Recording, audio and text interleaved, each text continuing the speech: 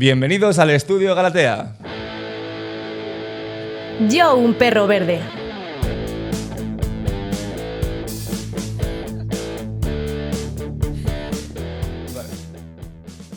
Otra vez en Yo, un perro verde, y este día vamos a hablar del estigma de la salud mental.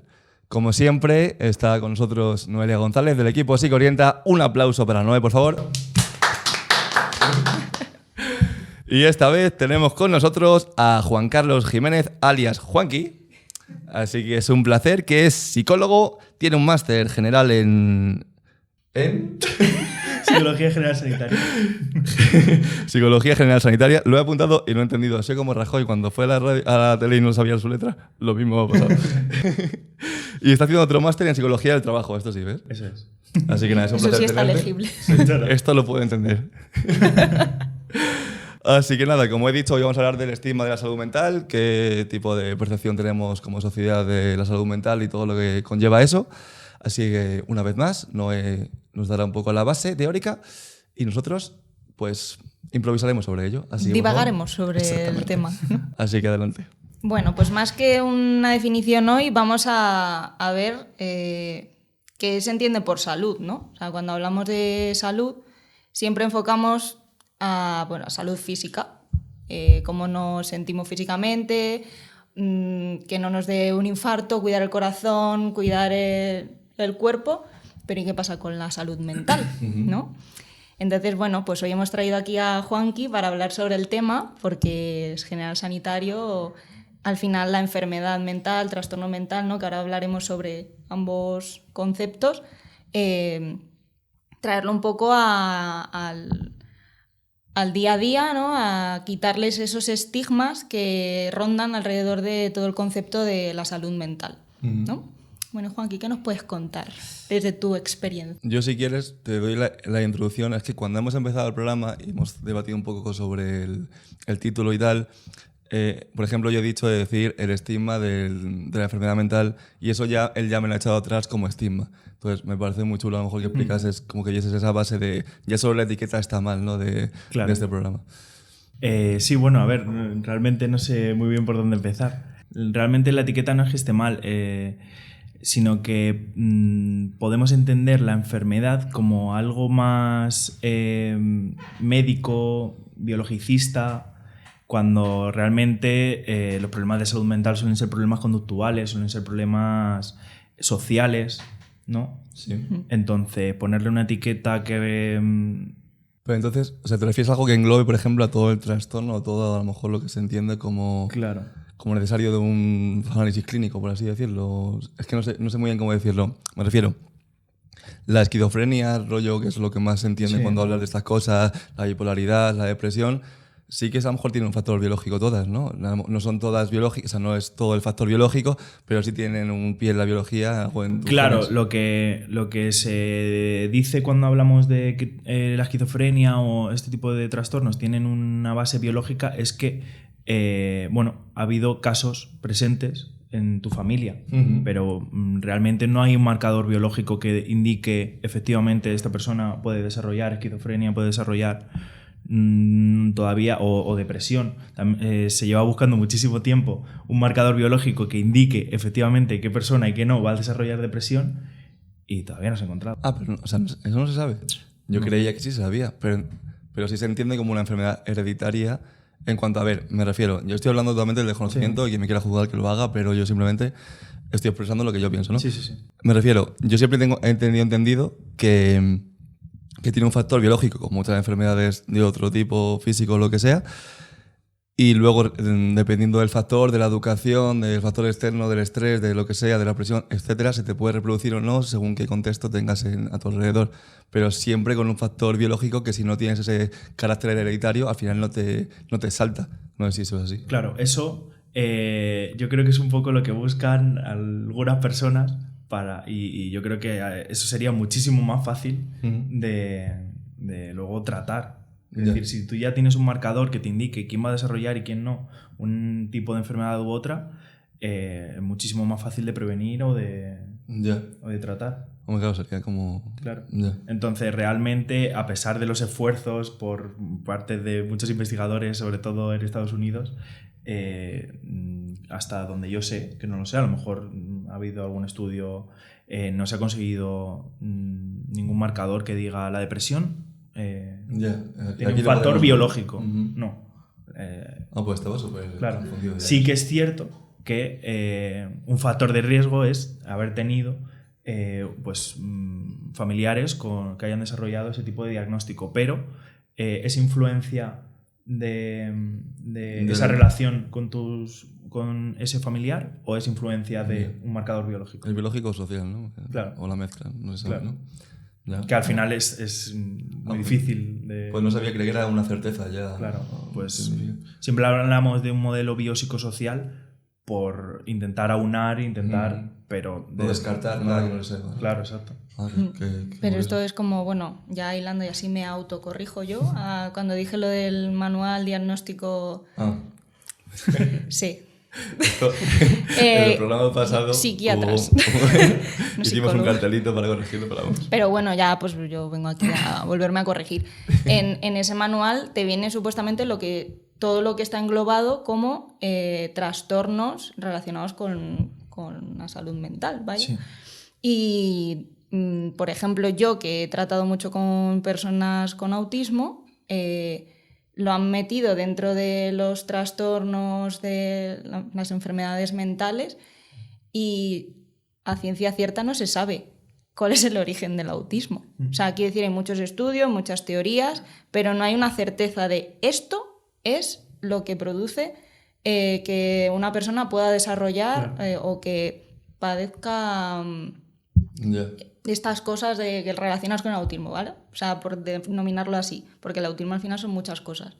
Pero no hay una específica que te diga, es que tienes esto sale aquí en tu... Joder, ahora no me sale. ¿En tu qué? Estoy bloqueada Manual. hoy. En tu manual diagnóstico de...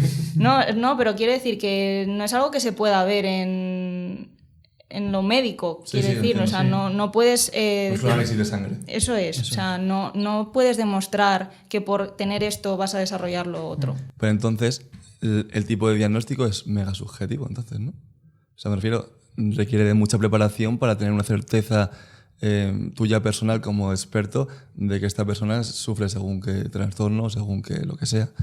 No sé si decir sufrir es la palabra adecuada, pero bueno, que tiene lo que sea. Entonces, no sé, o sea, si no hay un marcador biológico como tal y realmente es mega subjetivo, habrá muchas personas que tengan una etiqueta a lo mejor que no va mucho con lo que ellos... Efectivamente. ¿Sí? Sí. Al final, a lo mejor no muchas. Ya. Es decir, porque el propio manual DSM se rige en base a estadística y a criterios que correlacionan entre sí para poder decir qué es un trastorno o cuál es otro. Entonces, al final, las personas suelen presentar ese tipo de síntomas, ¿vale?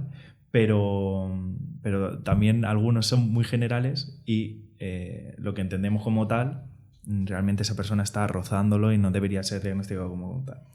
Mira que yo pensaba que el programa iba a ir por un enfoque y se está yendo por otro. Pero bueno, esto siempre surge así. Me hizo mucha gracia porque en la carrera nos hablaron del trastorno síndrome disfórico premenstrual o algo así. Eso está dentro la histeria esta, ¿no? Bien conocida. Del DSM. Ajá, o sea, quiero decir... Explícame eso, por favor. Tú lees, ¿no? Tú coges el manual y lees pues, los tips, ¿no? Uno, te comportas así durante... ¿Vale? Sí. Cualquier mujer sobre la faz de la Tierra en un mal periodo menstrual da al 10 de 10, ¿vale? Y eso está dentro de un manual de enfermedad mental. ¿Cómo? Explícamelo porque no estoy entendiendo absolutamente nada. Vale, a ver, me siento muy bajita hoy. Vale. Vaya. Es que estaba un rato todo como rara. No voy descubriendo en directo el uso de la silla. Pasa nada. A ver, venga, rebobinamos. En el DSM, ¿vale? Creo que en el 5, en el último está... Esto me suena... Sí, el 5 es una joya. Sí, ¿vale? En el DSM-5 hay... ¿Podéis explicar otra vez qué es el DSM y a partir de ahí explicarme a mí lo que estáis Vale, diciendo? venga, Juan, que explícalo tú porque yo ya la cagué una vez y no quiero cagar la otra. A ver, el DSM es un manual estadístico de trastornos mentales. Entonces, en él se recogen... ¿Qué ha sonado? En él se recogen los diferentes síntomas que corresponden a cada etiqueta. Vale. Y esas etiquetas, esos síntomas los eligen un comité de unos señores que se sienten y dicen vamos a estipular que esto es así. El criterio temporal de la depresión del DSM-4 al DSM-5 pasó de 1 mes a 2 semanas.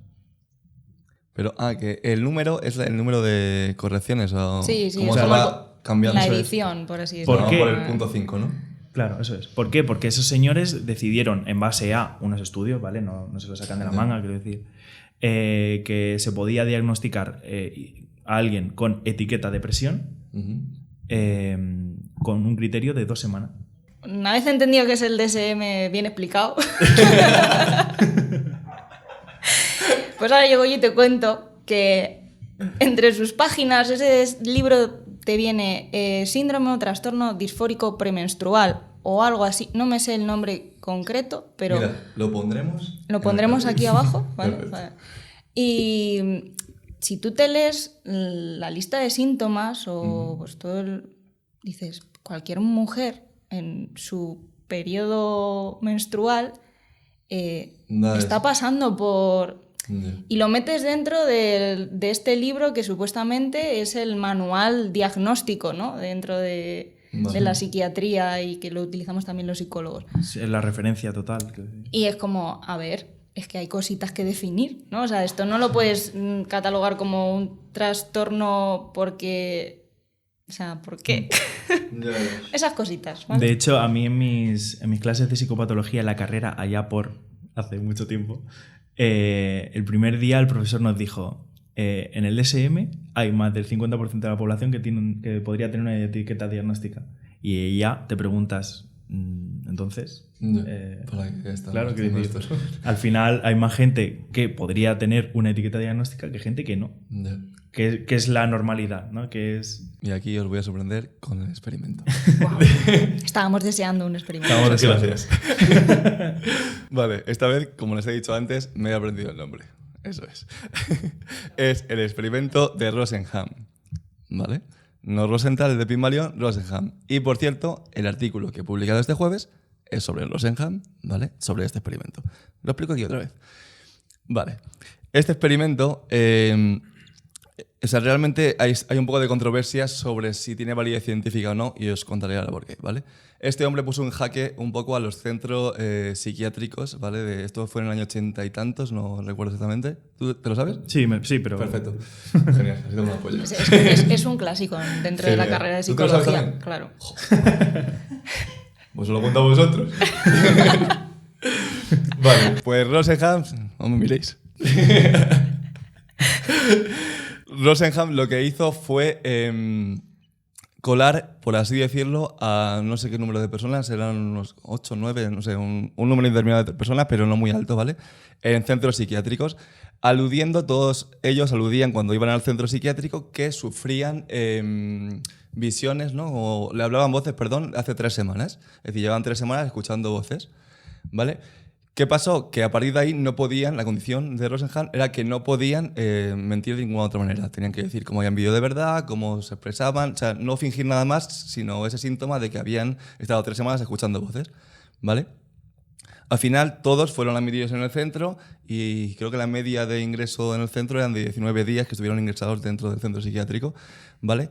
Una vez dentro se comportaron, o sea, no podían alterar nada de su comportamiento, ellos se comportaban igual, decían las cosas como las sentían, como las vivían, o sea, todo era muy normal para ellos, excepto cómo habían entrado al centro con esa especie de mentira, ¿no? ¿Qué pasó? Que lo que hemos dicho antes de cómo se puede reconocer esto, pues todo lo que aludían a su vida privada estas personas, todo lo que decían de, bueno, yo he tenido una infancia de esta manera, yo he tenido unos hijos y me comporto con ellos de esta manera. Todo eso reforzaba la idea de estos psiquiatras de su diagnóstico, es decir, casi todos fueron diagnosticados con bipolaridad, esquizofrenia, uno trastorno, no me acuerdo exactamente, Y al final, no, si de pequeño habías tenido mucho amor, era esto una circunstancia por la que se reforzaba el diagnóstico. Si habías tenido poco amor, esto también era una circunstancia que reforzaba el diagnóstico. Entonces, al final, era mucha inconcreción sobre los factores que llevaban a esta persona a sufrir esta etiqueta diagnóstica, y luego realmente no se conseguía librar de ella. Lo que más ponía en evidencia esto era la separación que había en el centro de los que estaban allí ingresados y el equipo.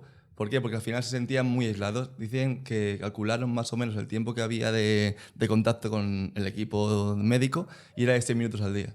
Entonces, que realmente se sentían súper aislados en el centro y que se sentían totalmente abatidos y no podían salir de esa situación de ninguna otra manera, ¿vale? Simplemente pues dejarse llevar por la circunstancia. ¿Qué pasó? Que esto fue como muy sonado, porque al final es como no sois capaces de diferenciar a una persona sana de una enferma, pues así decirlo, ¿no? Pues la gente se echó encima de Rosenhan, esto ha entrado con mentiras, tal, y un centro se puso como muy chulo, dijo, bueno, pero es que a mí no eres capaz de colarme este tipo de diagnóstico. Entonces dijo Rosenhan, vale, pues adelante, vamos a jugar a esto, pues juguemos todos. Y dice, pues a partir de los siguientes meses voy a hacer el mismo experimento en tu centro.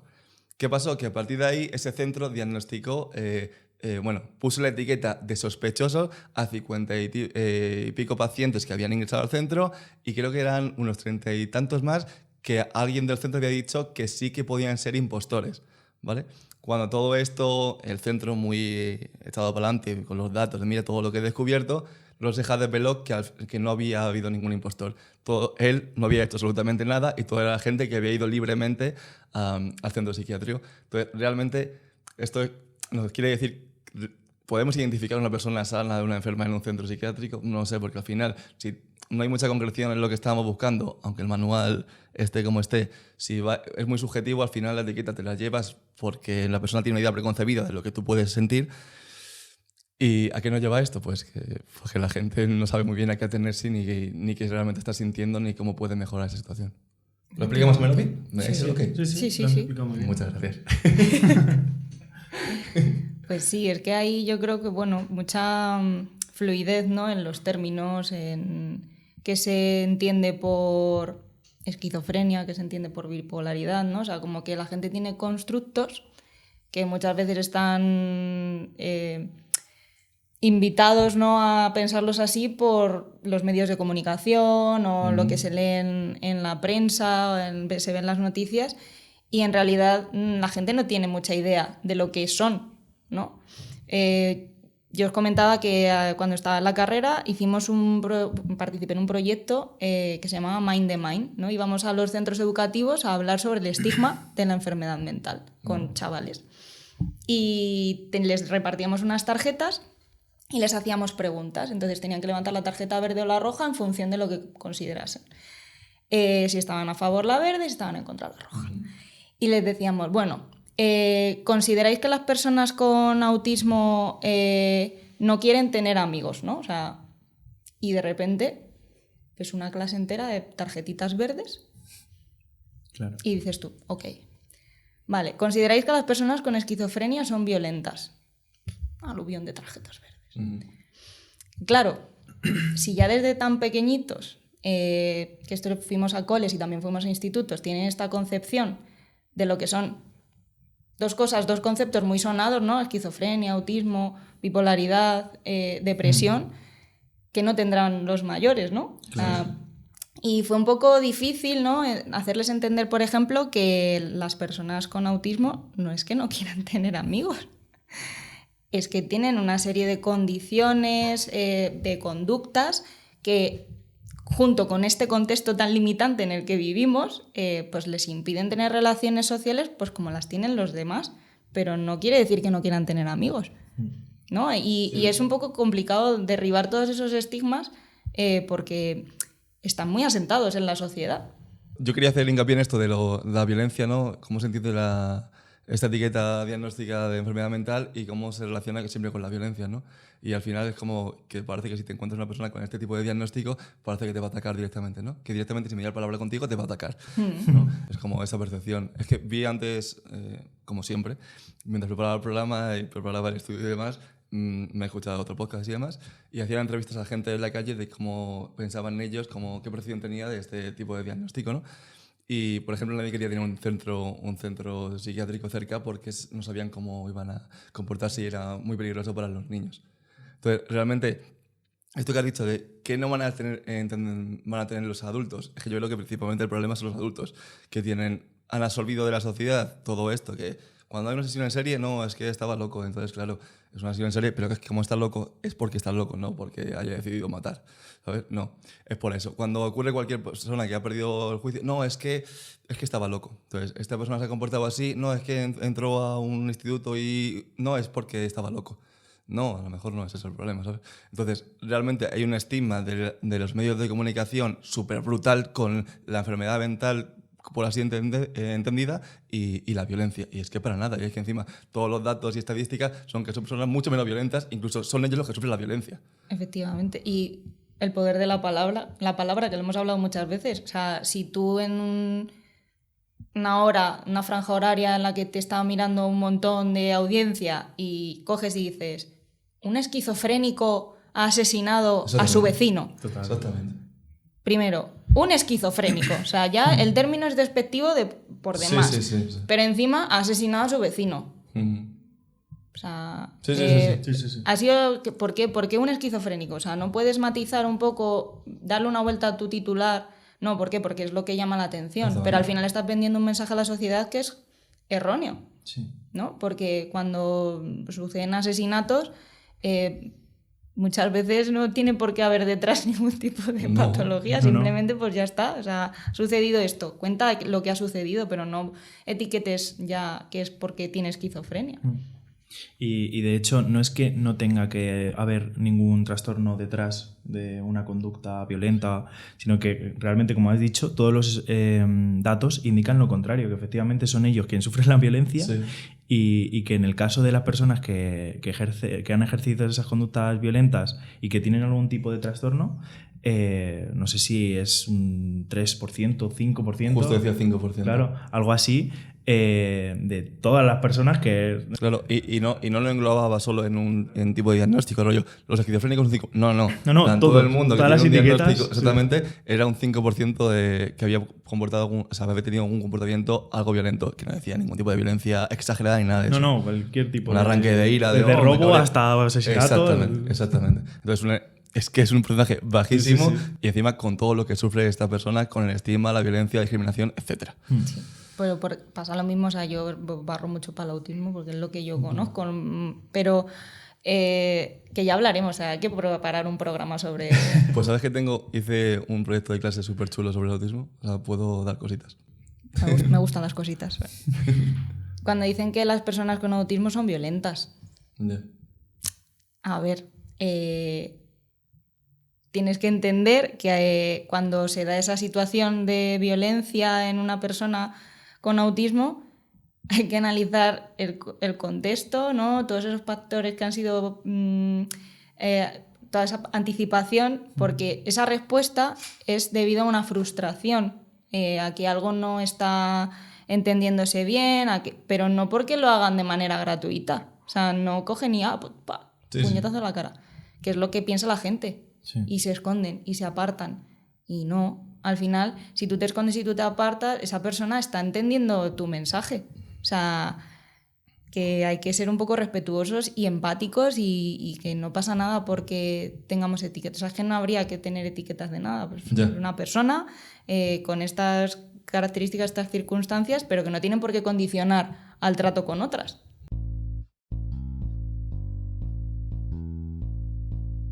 ¿Cómo queréis? Oye, pero ¿tú has hecho algo de clínico? O sea, ¿tú estás ejerciendo de esto? Sí, bueno, estuve 2 años trabajando en una clínica. Trabajando. Pero ¿qué haces ahí? Por motivos legales no puedo decir que estaba trabajando. Pero ¿qué haces ahí? Estuve pasando pacientes. Tuvimos una iniciativa muy chula, que era que a las personas con pocos recursos y así les dábamos terapia gratuita. Pero, hostias, al final no venían por eso, porque era gratuita. Esto a lo mejor corta un poco con lo que estabas hablando antes, pero... o sea, por ejemplo, lo que he dicho antes del autismo, que dice el trabajo y demás, por ejemplo, había mucho cambio en cuanto a educación, ¿vale? Porque esto lo hice en educación infantil, cuando estudié educación infantil. Había mucho cambio en el aprendizaje de las personas que tenían autismo en cuanto a la detección temprana, ¿vale? Por ejemplo, lo que hicimos en el trabajo es detectar los factores que cambiaban un poco la educación, que alteraban la rapidez de aprendizaje de estas personas, ¿no? Entonces, no sé si esto, tú que has estado como clínico y demás, si esto también afecta en psiquiatría, si una persona con un diagnóstico que se acepte más o menos tarde, que tenga más capacidad económica, que tenga lo que sea, algún factor externo, sí que influye de alguna manera en su recuperación o lo que sea. Por supuesto. Hablando del estigma, el hecho de que una persona tú le pongas una etiqueta y ya asuma ciertas características de esa etiqueta infundada por los medios de comunicación, la cultura, lo que ha dicho un poco Noé, ya parte de una base que la cual no tendría que superar si no existiese ese tipo de estigma. Y rollo familia y demás, que sé cómo lo lleva. Es que la familia, antes lo veía en el podcast, que en las entrevistas que hacían a la gente, y las personas que tienen algún familiar diagnosticado de alguna de esto, lo típico de esquizofrenia, etcétera, siempre intentaban ocultarlo. Y como que o depresión, ¿no? Entonces, si alguien, por ejemplo, se rompe una pierna en el trabajo y está de baja 2 semanas, 3, lo que sea, tú le escribes, hola, ¿cómo estás? No sé qué, me he enterado de tal, pero no, es que está de baja porque le ha dado lo que sea o tiene un proceso de depresión. Silencio absoluto. Sí. Y es como que la familia pasa a pies puntillas por eso y, a ver, sí, bueno, es que está malo, está no sé qué, y no hacen mucho caso y no sé si eso afecta realmente a la recuperación o al proceso en el que vive la persona. No, de hecho es algo que se llega a tratar, es decir, la culpa o la vergüenza que puedes sentir al tener una etiqueta diagnóstica o incluso con los familiares, es decir, ¿cómo gestiono yo que mi hijo o mi hermano o mi tal tiene esta etiqueta? Entonces es algo que se llega a tratar en terapia, así de importante es. Y no tendría que serlo, quiero decir, tendría que ser algo que ya... Y factor económico y eso, supongo que se tiene más capacidad de ir a terapia y demás, que ya son caras las terapias, por ejemplo. A lo mejor. El factor económico es un factor de riesgo para todas las etiquetas diagnósticas, para todas, absolutamente todas. Pues toma titular. Esto va a Twitter. Twitter sí. directo. Y claro, porque al final es el factor socioeconómico. Si tú tienes un factor socioeconómico bajo, estás expuesto a muchísimo más estresores. Claro, totalmente. Entonces, al final eso afecta a tu salud mental. Y matizando lo que he dicho antes, yo estuve trabajando un tiempo en esta clínica que os comentaba. Y tuvimos la iniciativa de si tú aportabas las pruebas y tal, oye, estoy en paro, oye, no sé qué, nosotros ofertábamos terapia gratuita, con la condición de que pudiésemos grabarlo para los becarios de la carrera, que al final estaba guay. Y al final hay cierta parte en la terapia que a mí me sorprendió mucho. La gente dejaba de venir o ya no venía porque era gratuita y no sé si pensaba que era como de peor calidad o algo así. Ah, ¿sí? Sí. Vaya. Entonces, al final, estás en un contexto en el que la terapia es súper cara y cuando es barata, como que asumen que no es de calidad y entonces estás como en un punto en el que no tienes un recurso al que puedas acudir. Poniendo una etiqueta lo que intenta quitar etiquetas, ¿no? Es claro, la verdad. Total. Claro, si al final tú te dicen, oye, no, es que una sesión son 60 euros y aquí te la están dando gratis, de repente la gente empieza como a brotar, ¿no? En plan... Que yo entiendo que pueda ser normal, ¿no? Al final, pues, oye, me lo está dando gratis cuando vale 60, 70 pavos. Bueno, ya, por algo es, ¿no? Claro. Pero sí, lo del estigma de la etiqueta es muy brutal, porque cuando llega la gente a los espacios y de repente dices, pues tengo depresión, tengo ansiedad, tengo... ¿no? Como que ya te miran como de otra manera. Ya tienes que estar todo el rato como midiendo lo que dices, lo que haces, para no sentirte juzgado por las personas que tienes a tu alrededor. Y es que eso es una losa muy grande para la persona que, aparte de ya, tiene que gestionar todo lo que conlleva la etiqueta, ¿no? Toda su sintomatología, todo lo que tiene que pasar en su día a día, dependiendo de cuál sea.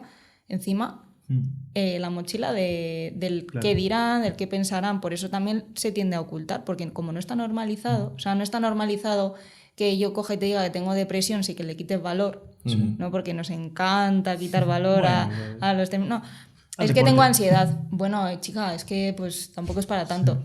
Ya. No, o sea, no tengo depresión, pues a la que te dé el sol, Claro. que el sol ayuda mucho a todo en la vida, ¿no? Da Ayer alegría, vi- pero joder. Ayer vi un post justo en Instagram que decía, no, es que te ahogas en un vaso de agua. Y decía, bueno, a lo mejor no te centres en el vaso y que me estoy ahogando, sí. ¿Sabes? Entonces, Claro. debería centrarte en que me ahogo, no en el vaso. Claro, Sí. eso es. Sí, sí. Total. Pero también es porque se utiliza con mucha facilidad el término depresión, ¿no? Es que estoy deprimido. O, Es que es como, yo en este taller vino un niño al final del taller y me dice, yo estoy muy preocupado. Dice, porque es que tengo depresión. Y claro, me quedé con él en el recreo, estuvimos hablando y me dice, tengo depresión desde hace 2 días. Me decía súper serio, como súper creyéndose. Le digo, no, lo que estás es triste, porque te ha pasado esto y por eso pues tienes esta sensación de que te parece que lo que hemos hablado de la depresión pues te encaja, ¿no? En lo que tú, cómo te estás sintiendo ahora mismo. Pero no es depresión, Ya. es tristeza, ¿no? ¿Qué pasa? Que también el modelo educacional que tenemos no habla sobre las emociones en los centros, Claro, no les enseña total. a hablar bien de cómo nos sentimos, toda la cantidad de emociones y de sentimientos que hay, no se enseña. Entonces, claro, tú absorbes lo que te llega del medio y dices, pues es que tengo depresión. Y un niño de 12 años o 13 diciéndote tengo depresión porque lleva 2 días triste porque se ha lesionado en el fútbol y no puede jugar, ¿no? Eso hay que trabajarlo también desde muchos polos, ¿no? Eso, estás triste, no estás deprimido. Esto del estigma a lo mejor pisa un poco con lo que dijimos del racismo, que hay poca naturalización de los términos y del diagnóstico y de todo lo que conlleva todo este mundo, ¿no? Entonces, como que se pasa bien juntillas cuando tienes un entorno cercano, pasa este tipo de circunstancia y luego la sociedad no te educa para saberlo, no te educa para aprender mejor, no te educa para nada y los medios de comunicación te bombardean con todo tipo de estereotipos y estigmas contraproducentes para quien sufre este tipo de diagnóstico. Entonces, es un poco... Es que es muy fácil hablar sin Ya. tener a alguien cerca que está pasando por algo así o sin haberlo pasado tú. Entonces, esa facilidad que tiene la gente para opinar, pues opinamos de todo, siempre, todo el rato. Si quieres, lo cerramos aquí. ¿Te parece guay? Vale. Que llevamos ya bastante. Yo creo que llegamos a la media hora o algo así. Sí, Puedes sí, estar porque por puedes ahí. recortar la parte esa que te he dicho. Quiere que recorte la parte en la que ha subido la silla y no lo voy a hacer. Bueno, vale. Bueno, pues yo creo que eso, que como una vez más lo que queremos es hablar de temas que no se suelen hablar para que la gente le dé un pensado, ¿no? De cómo tratamos, cómo vemos en los medios de comunicación. A lo mejor ahora alguien, cuando veamos unas noticias, un esquizofrénico, así, a lo mejor dice, ay, mira, los de Galatea, que ya Total. nos lo avisaron. Total. Pues nada, un placer, Juanqui, la verdad me ha sorprendido un montón. Me ha gustado mucho porque la experiencia clínica ha sido chula, la verdad. Me ha gustado un montón. Muchas gracias. Así que nada, un placer. Volverá, por cierto. Sí. Así que nada, pues un placer más, otra semana más, otro domingo más, aunque creo que vamos a cambiar los sábados, ya lo veremos.